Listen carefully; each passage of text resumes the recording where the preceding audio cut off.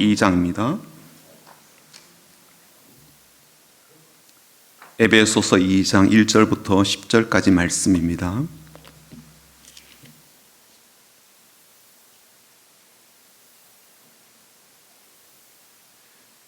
에베소서 2장 1절부터 10절까지 말씀, 우리 집에서 성경을 펴놓고 함께 읽으시면 좋겠습니다.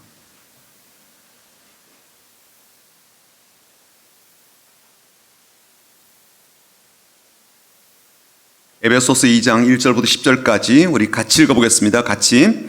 그는 허물과 죄로 죽었던 너희를 살리셨도다. 그때 너희는 그 가운데서 행하여 이 세상 풍조를 따르고 공중의 권세 잡은 자를 따랐으니 곧 지금 불순종의 아들들 가운데에서 역사는 영이라. 전에는 우리도 다 그 가운데에서 우리 육체 욕심을 따라 지내며 육체와 마음에 원하는 것을 하여 본질상 진노의 자녀이었더니 긍휼이 풍성하신 하나님이 우리를 사랑하신 그 큰 사랑을 인하여 허물로 죽은 우리를 그리스도와 함께 살리셨고 너희는 은혜로 구원을 받은 것이라. 또 함께 일으키사 그리스도 예수 안에서 함께 하늘에 앉히시니 이는 그리스도 예수 안에서 우리에게 자비하심으로써 그네의 지극히 풍성함을 오는 여러 세대에 나타내려 하심이라. 너는 그네에 의하여 믿음으로 말미암아 구원을 받았으니 이것은 너희에게서 난 것이 아니요 하나님의 선물이라. 행위에서 난 것이 아니니 이는 누구든지 자랑하지 못하게 함이라. 우리는 그가 만드신 바라 그리스도 예수 안에서 선한 일을 위하여 지으심을 받은 자니 이 일은 하나님이 전에 예비하사 우리로 그 가운데서 행하게 하려 하심이니라. 아멘.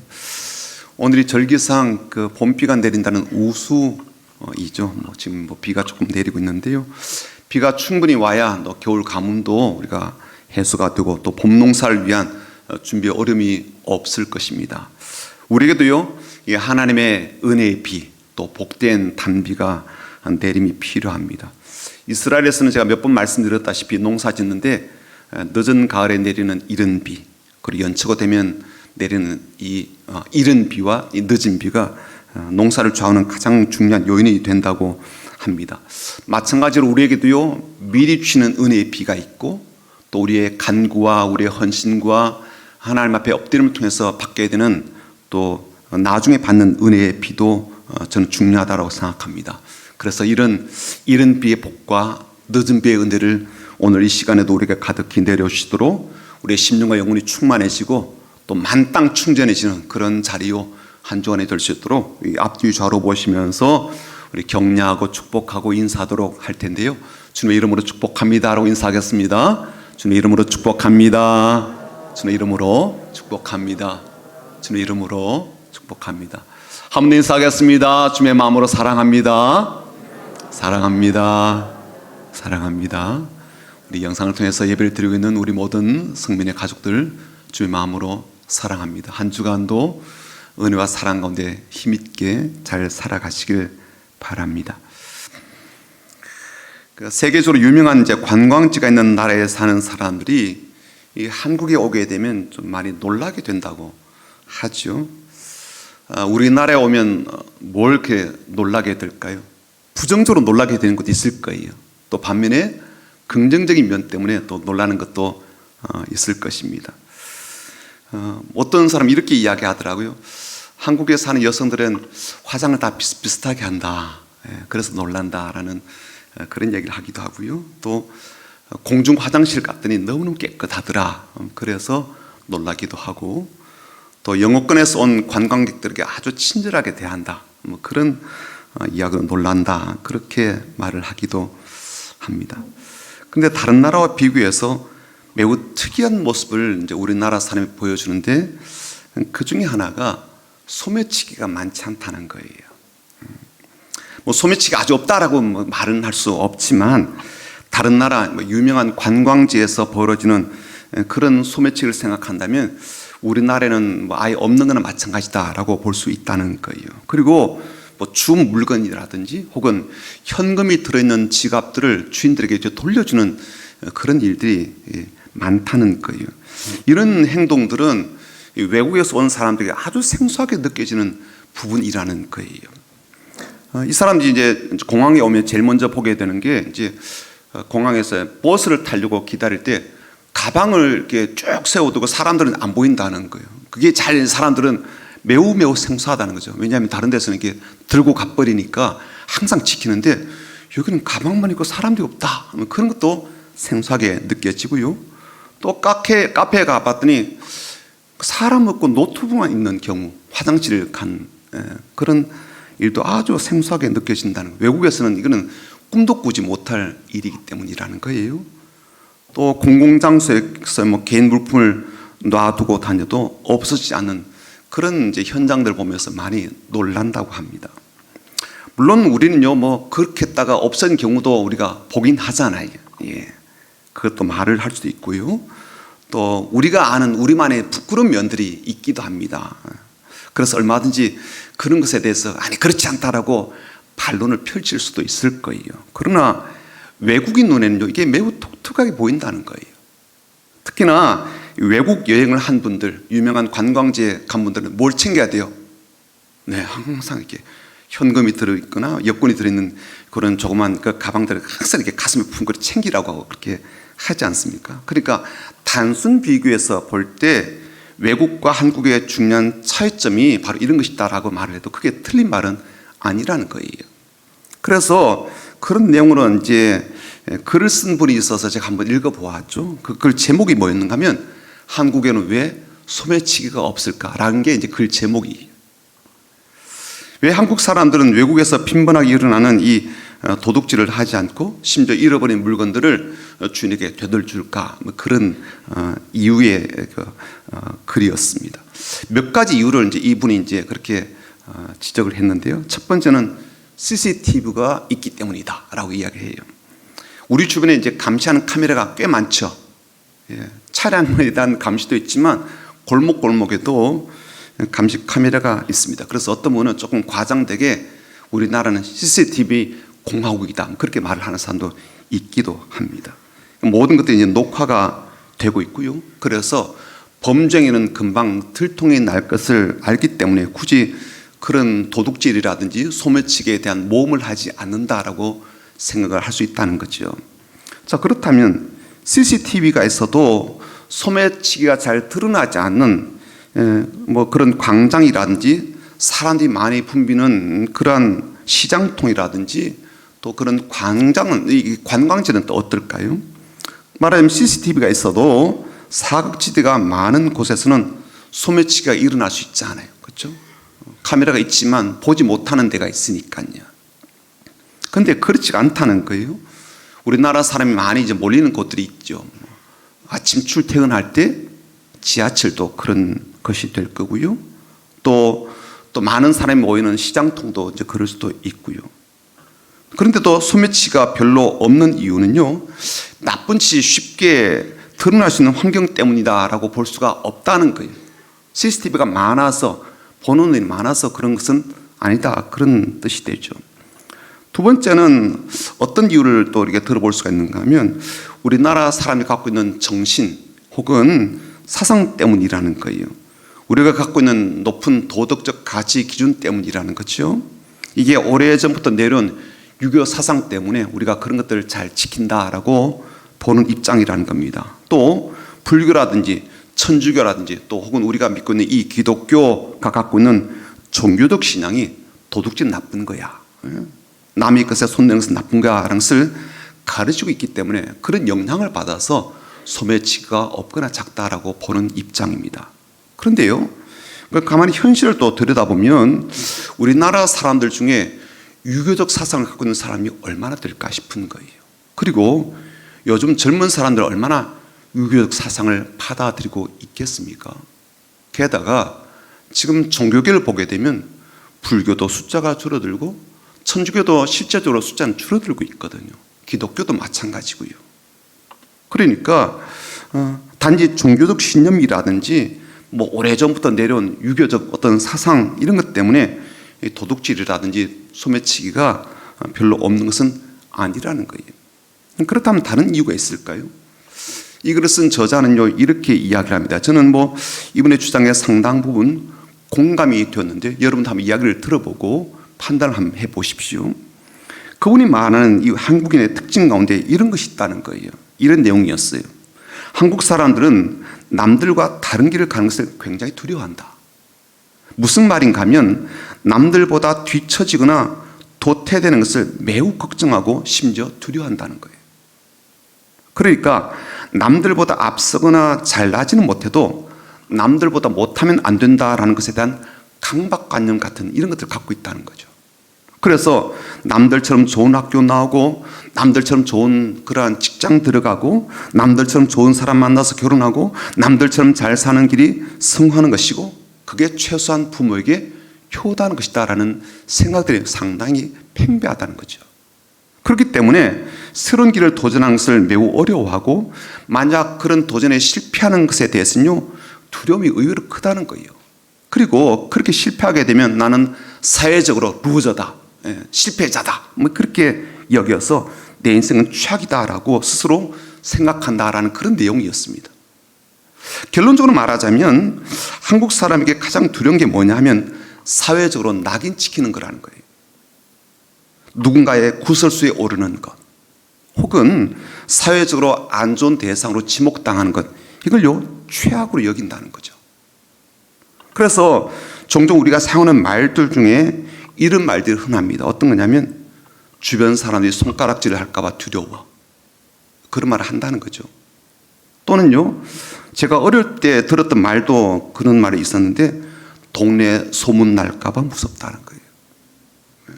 제가 그때 좀 초등학교 한 9학년이었는데 오줌을 쌌거든요. 그래서 어머님이 다른 집에 소금을 얻어오라고 보냈는데 그렇게 보내면서 한 말씀이 동네 소문 날까 봐 그런 얘기를 하셨어요. 네. 말하자면 다른 사람들의 시선이라든지 다른 사람의 평가라든지 그들이 하는 말을 굉장히 크게 생각하고 비중 있게 여긴다는 거예요. 그리고 우리가 누군가와 대화를 하거나 혹은 논쟁을 벌일 때 이런 주장을 곁들일 때가 많다는 거죠. 지나가는 사람 붙잡고 물어봐라. 그 사람들이 뭐라고 대답할 것 같다 라는 말을 덧붙인다는 거죠. 이건 뭐예요? 내 주장이 옳다는 것을 강조할 때 사용하는 말이잖아요. 내 말이 그만큼 객관성을 가지고 있다는 것을 우리는요 다른 사람도 나처럼 그렇게 생각하고 그렇게 말할 거야 라고 그렇게 내 주장을 강조하는 일에 이 말을 끌어들인다는 거예요. 그러니까 그만큼 우리들은요 타인의 시선이라든지 타인의 그러한 의견들을 의식해 왔다는 겁니다. 물론 이런 사고방식이 무조건 잘못되었다라고 말은 하긴 어려워요. 하지만 이게요 우리의 행동에 상당 부분 영향을 주고 있다는 것을 이 글을 쓴 사람이 이야기를 하고 있더란 말이죠. 저는 상당 부분 좀 공감이 되었습니다. 말하자면 다른 사람들이 어떻게 생각하나 어떤 말을 하나 나에 대해서 무슨 말을 하나 이런 것들이요 우리에게는요 보이지 않는 CCTV 같은 거예요. 그래서 우리나라 사람에게는요 체면 문화라는 게 굉장히 좀 뿌리 깊게 내려져 있지 않습니까? 잘못을 저지르면 범죄자로 낙인 찍히고요 함께 할 수 없는 인간으로 여겨지기도 하고 상종하지 못할 그러한 존재로 여겨진 것을 매우 두려워하기 때문에 이게 우리 행동을 상당 부분 제어를 한다는 거죠. 그래서 소매치기라든지 도둑질이라든지 이런 것들이 나라에서는 다른 나라에 비해서 좀 현저하게 줄어든다라는 이야기였습니다. 이걸 다른 시각으로 보게 되면요 종교라든지 신앙적인 기준보다도 이런 사회적인 의식이 종교 이상의 힘을 발휘하고 있고 이것이 우리의 행동을 통제하는 강력한 힘이 된다라고 볼 수 있는 거죠. 물론 이걸요 100% 그렇다라고 말하기는 어렵지만 저는 상당히 설득력이 있는 이야기라고 생각이 됩니다. 좀 단순하게 이야기하자면 하나님이 나를 보신다라는 그런 신앙적인 의식보다도 내 부정적인 모습을 사람들이 알게 되면 사회적으로 매장되고 도태되고 나를 이상한 인간으로 낙인 찍을 게 뻔하다라는 그런 의식이 훨씬 더 강하게 우리의 말과 행동을 통제하는 기준이 된다는 거예요. 무슨 뜻인지 이해되시죠? 여기까지 잘 따라오셨죠? 혼자 가는 건 아니죠? 오케이. 그러니까 겉으로는요 똑같이 도덕적 행위를 하고 있고 그런 모습을 보이더라도 그렇게 하는 이유가 하나님이 나를 보고 계셔. 하나님께서 나에게 말씀하셨어 라는 그런 진리에 의해서가 아니라 사람의 눈이 너무 무서워, 사람의 말이 더 무서워, 그렇게 하고 있는 그런 통제력이 우리가 더 강하게 자리 잡고 있다라는 거예요. 그러니까 신앙적 기준과 신앙적인 어떤 의도가 아니라 다른 것에 의해서 훨씬 더 많이 통제를 받고 있다라는 거예요. 저는 그거를 보면서 동시에 우리의 연약함에 대해서 좀 생각을 해보게 되었습니다. 우리들은 사람의 말 한마디 한마디에 얼마나 신경을 쓰는가라는 그런 연약함이 있다는 거죠. 사람들의 시선, 그들이 나에 대해서 하는 행동 하나하나 때문에 우리의 마음과 우리의 행동과 삶이 지대하게 영향을 받는 만큼 연약하다는 거죠. 그러니까 세상보다 크시고 사람들보다 당연히 크신 하나님 의식하기보다는 오늘 내가 만나고 있는 사람, 내 주변에 있는 사람, 나와 관계를 맺고 있는 사람, 또 내게 이런저런 영향을 줄 수 있는 그러한 사람들 얼마나 의식하고 살고 있는가라는 거예요. 그런 의식은 굉장히 큰데 하나님에 대한 의식은 그렇게 크지 않다는 거예요. 그리고 그만큼 우리가 연약하다라는 반증이 아닐까 싶습니다. 왜 그런 기억이 있지 않아요? 교회 오게 되면 헌금을 하게 되는데 우리는 지금 뒤에 이제 헌금통에다 헌금을 넣지 않습니까? 근데 이제 바구니를 돌리는 교회도 있지 않아요. 예. 이 바구니를 돌리는 것에 대해서 굉장히 거부감을 갖고 있는 분도 계시다고요. 또 그렇게 하면요, 헌금이 좀 더 나와요. 무슨 뜻인지 이해되시죠? 의식한다는 거니까. 다른 사람을 의식하는 거예요. 그래서 내가 이거 해야 될 것 같아. 이렇게 보니까. 복 있다고 생각되니까. 저는 그렇게 하고 있는 것만큼 어떻게 본다면 신앙적으로는 하나님 중심에서 자꾸 멀어지고 있는 것은 아닐까라는 우려가 되는 거예요. 사람들에 대한 시선은 굉장히 많이 의식하는데 하나님이 오늘 나를 보고 계셔. 내 삶을 아셔. 나를 지켜보고 계셔. 오늘도 내 삶을 붙들고 계셔. 이런 부분이 자꾸만 약화되고 있는 것은 아닌가라는 우려가 된다는 이야기입니다. 그런 중에 아는 목사님으로부터 아주 좋은 영상을 하나 이제 받게 되었는데요. 혹시 원하시면 뭐 교육자들에게 말씀하셔도 되고 저한테 말씀하시면 제가 같이 링크를 좀 걸어 드리겠습니다. 그 영상의 내용은 뭐냐면 우리가 사는 지구에 대한 거예요. 그런데 이 영상이요, 단지 지구에 대한 것만 아니라 우리 지구가 이 태양계에서 혹은 은하계에서 혹은 우주에서 어떤 위치와 어떤 자리에 있는가라는 그런 내용의 영상이었습니다. 아무도 우주의 끝을 본 사람 없어요. 그치요? 우주의 전체를 또 혹은 규모를 다 본 사람은 없습니다. 다만 우리는요, 어마어마하게 크다라는 것은 알고 있죠. 그 규모가요, 상상 초월한다. 그 정도는 우리가 인식을 하고 있습니다. 우선 우리 지구가 포함되는 태양계가 있지요. 태양을 중심으로 돌고 있는 행성계를 우리가 태양계라 그러는데 한번 사진 좀 보여주시죠. 이게 지금 태양계입니다. 그림으로 지금 보고 있는데요. 우선 지구를 포함해서 태양 중심으로 8개 행성이 돌고 있죠. 근데 이것만 있는 게 아니에요. 또 각 행성 주변에 위성이 또 있고요. 또 그 외에 지금 여기 명왕성이 없습니다만 명왕성을 포함해서 이 가운데 수많은 소행성들과 해성들이 태양계를 구성하고 있습니다. 다음 한번 사진 볼까요? 중간에 뭐 점들이 있죠. 이게 작은 행성들이, 작은 암석들이기도 하고요. 예. 어마어마한 소행성군이 지금 우리 태양계 안에 있습니다. 그리고 우리 태양계는요, 좀 더 큰 규모의 은하계에 속해 있죠. 다음 그림 한번 보실까요? 이게 이제 우리 그 지구가 혹은 태양계가 속해 있는 은하계입니다. 이 은하계는요, 이런 태양과 같은 별이 4천억 개가 존재한다고 합니다. 이걸 어떻게 뭐 헤아렸는지 모르겠습니다만 4천억 개가 존재하고 이런 규모의 은하계가 우주에는요 3조 개가 있다고 그래요. 굉장히 더 커지고 있죠. 그러니까 우리가 육안으로 볼 수 있는 은하 속에서 보면 지구는 그야말로 작은 외소한 점과 같다는 거예요.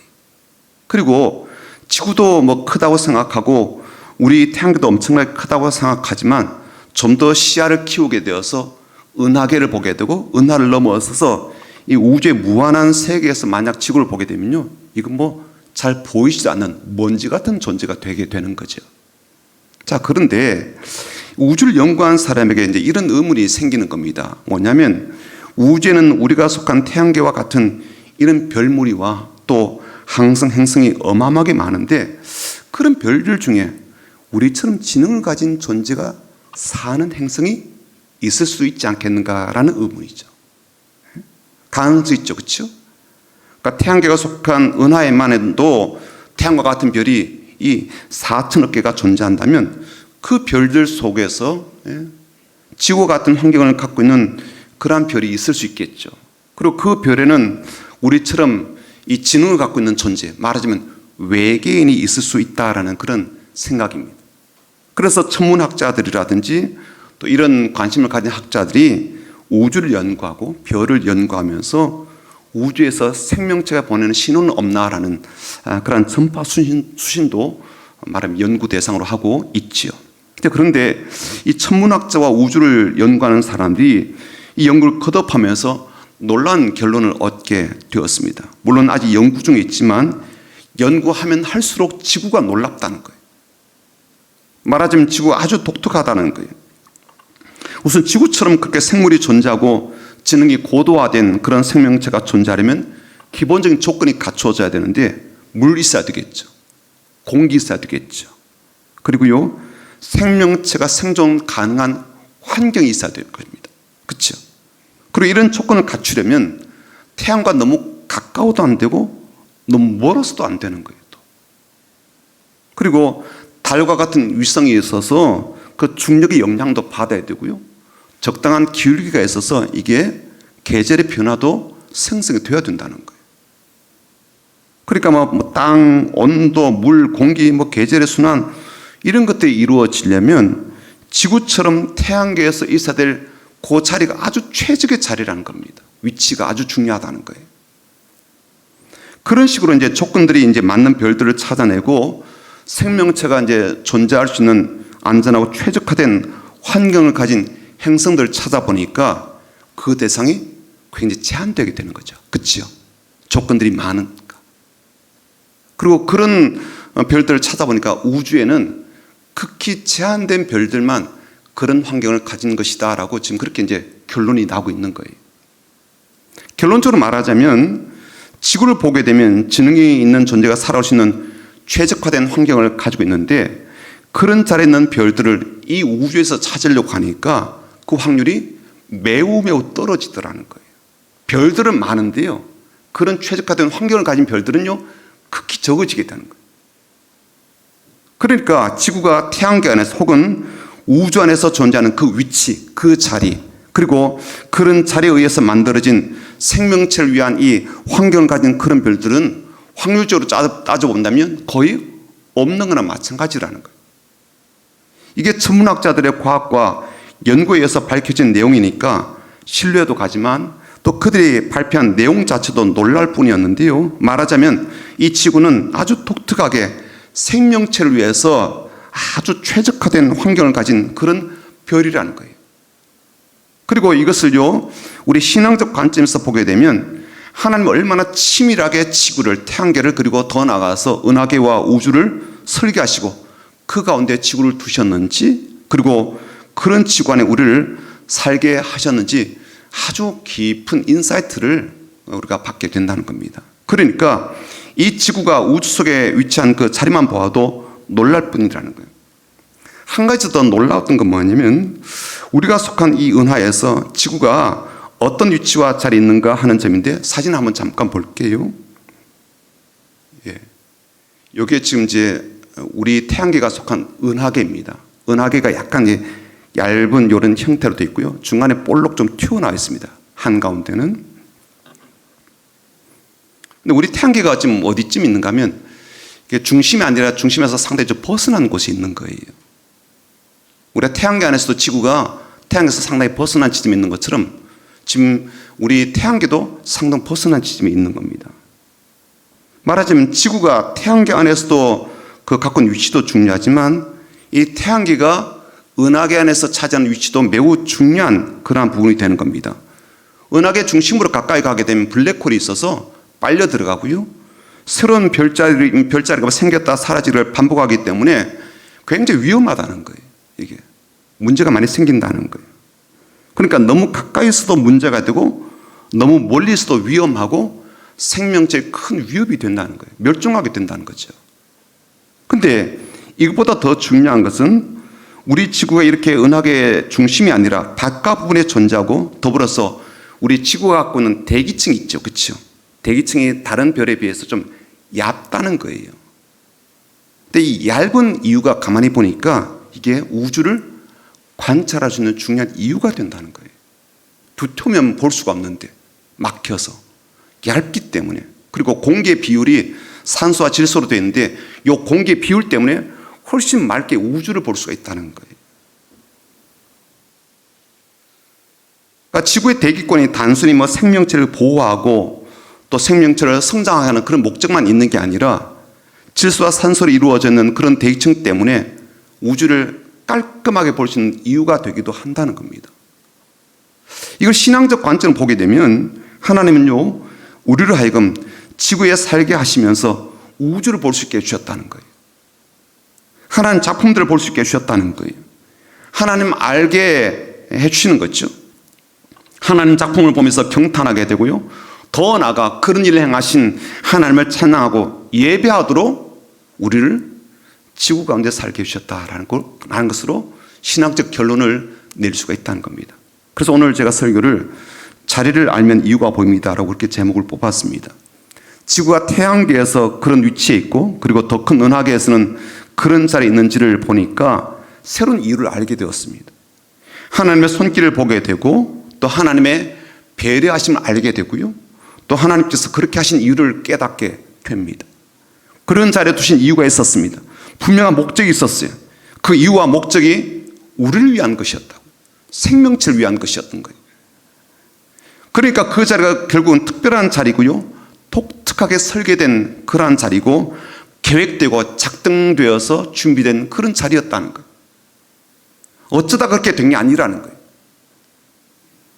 그래서 지구가 독특한 별인 것처럼, 그리고 그런 위치에 그런 환경을 가진 별로서 만드신 것에는요, 하나님의 놀라운 목적과 이유를 가지고 있다는 것을 알면서 우리의 삶을 다시 돌아보게 되는 거예요.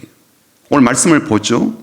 2절에 보면 그때라는 말로 시작하고요, 3절에 보게 되면 전에는 이란 말로 시작합니다. 이건 쉽게 말하자면 오늘 본문의 이제 말씀을 편지로 받았던 에베소 교회 성도들이 과거에 살던 삶의 모습에 대한 이야기예요.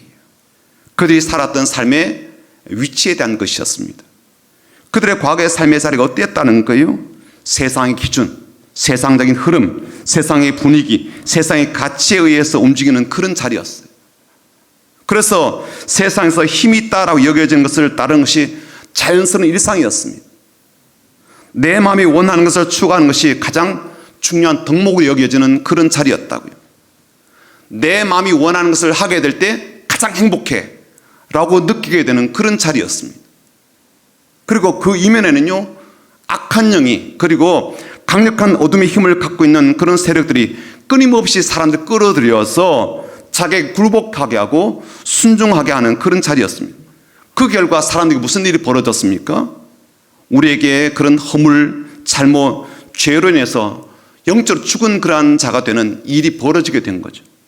하나님과는 완전히 결별이 되게 되었고요, 더 이상 희망이 없이 하나님의 진노를 받게 되는 대상으로 전락하게 되었습니다. 그 자리에 있고 그런 위치에 있음으로 인하여서 우리에게 이런 일들이 벌어지게 된 거죠. 자, 그런데 하나님께서 그런 자리에 있던 우리에게 크고 놀라운 사랑, 긍휼, 은혜를 베풀어 주셨어요. 그래서 예수님 통해서 우리를 건지시고 살려주셨는데 그 자리에서 건져내시고 새로운 자리를 옮겨주셨습니다. 그게 바로 오늘 5절과 6절의 말씀이에요. 한번 같이 읽어보죠. 어떤 자리로 옮겨주셨는지를 보겠습니다. 같이 읽습니다. 허물로 죽은 우리를 그리스도와 함께 살리셨고 너희는 은혜로 구원을 받은 것이라. 또 함께 일으키사 그리스도 예수 안에서 함께 하늘에 앉히시니. 그 새로운 자리가 바로 하늘에 만들어주신 자리입니다. 주님과 함께 앉게 되는 자리예요. 쉬운 성경 번역본을 보니까 이렇게 되어 있습니다. 6절을 이렇게 번역했어요. 하나님은 우리를 그리스도와 함께 살리시고 하늘 위에 있는 그분의 보호자 곁에 우리를 그리스도와 함께 앉혀주셨습니다.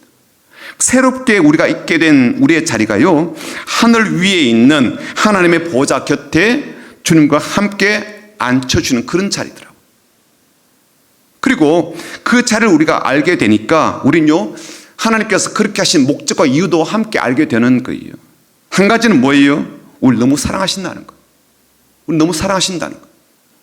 지구의 위치를 태양계에 두신 것, 태양계가 은하계에서 그렇게 되어진 그 위치, 그 자리가요, 우리를 참으로 생각하시고 망언히 생각하시고 우리를 배려하셔서 하신 일이란 것을 알게 되는 것처럼, 하나님께서 우리를 그런 자리로 옮기신 것을 보게 되니까 뭘 알게 됩니까? 우리 참 긍휼히 여기시는구나 라는 것을 알게 된다는 거예요.